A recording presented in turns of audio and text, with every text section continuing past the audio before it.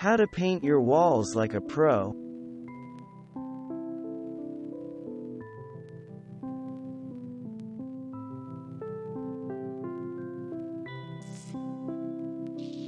Begin by unscrewing all electrical light switch and outlet covers from the walls.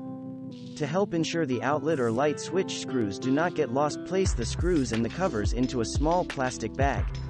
If there are a variety of different sized screws or outlet covers, place each pair of cover and screws in their own plastic bag, and on the front of the bag write down the location of the electrical outlet so you can quickly install the cover again later. Instead of paying for sample size paint to swatch on your wall, ask for large-scale paint swatches, as they make it easy to visualize what the paint would like on the wall and can be easily moved around the room or taken off the walls, unlike the painted swatches. Lay drop cloths on the floor and all furniture within the room to protect them from the paint. Next, using painter's tape, apply tape around the moldings and window frames.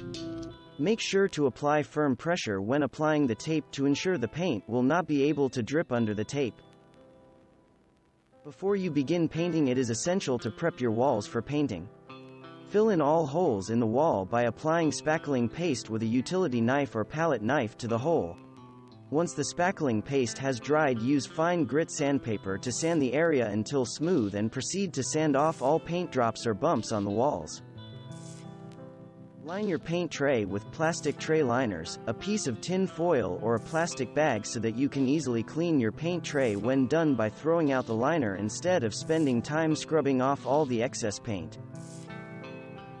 Before you use the paint roller, use a paintbrush to painting around the baseboards, ceiling, wall corners, and windows to cover the areas that cannot be easily painted with a paint roller.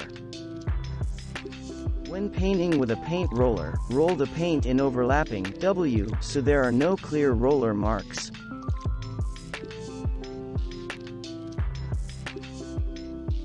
Purchase an extendable paint roller, or find a paint roller that lets you screw in a handle to the base and attach your broom handle so that you can reach up to the ceiling without climbing onto a ladder.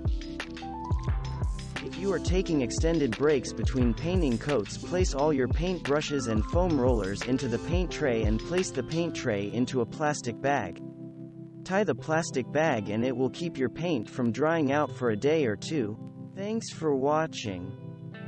Subscribe for more interesting videos. And please hit the like button for the YouTube algorithm.